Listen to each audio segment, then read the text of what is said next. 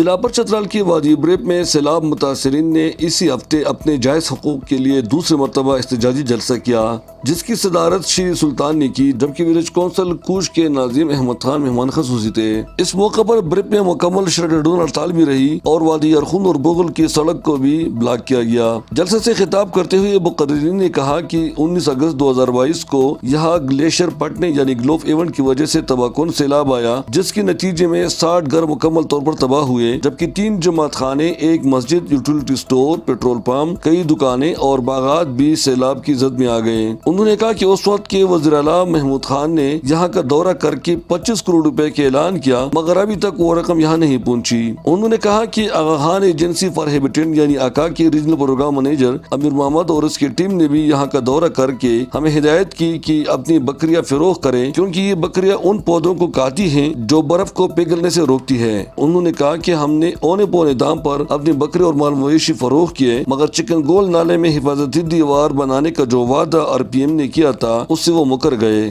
دوسری بار کینیڈین سفارت خانے کی ٹیم کے ساتھ ایک بار پھر امیر محمد نے یہاں کا دورہ کیا۔ اس موقع پر 25 کروڑ روپے کا اعلان ہوا تھا، مگر وہ رقم بھی ابھی تک نہیں ملی۔ انہوں نے قرارداد کے ذریعے اس علاقے کی حفاظت اور متاثرین کو محفوظ مقام پر منتقل کرنے کا مطالبہ کیا۔ سیلاب متاثرین کا کہنا ہے کہ ان کی زندگی ہر وقت خطرے میں رہتی ہے۔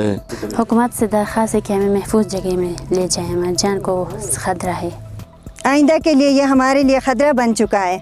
ہم خطرہ محسوس کرتے ہیں، یہ جون کے مہینے میں آ جائے گی سیلاب۔ جلسہ سے فرمان نظار ڈاکٹر محمد اظہار خان، مقدار علی خان، میر رحیم، اللہ داد، امیر حاجی، تحسین ناظم، سردار حکیم، سراج النساء بی بی، امبرین بی بی اور دیگر نے اظہار خیال کیا۔ ایڈیشنل اسسٹنٹ کمشنر مستور کی یقین دہانی پر مظاہرین نے 3 دن کے لیے اپنا احتجاج ختم کر کے پرامن طور پر منتشر ہوئے۔ جلسے میں 10 دیہات کے لوگوں نے شرکت کی، جس میں مردوں کے ساتھ ساتھ خواتین نے بھی کثیر تعداد میں شرکت کی۔ واضح ہے کہ UNDP کے فنڈ سے چلنے والے گلوف 2 پروجیکٹ میں یہ علاقہ شامل نہیں ہے، جہاں 2005 سے گلوف ایونٹ کی وجہ سے بار بار سیلاب آتا ہے۔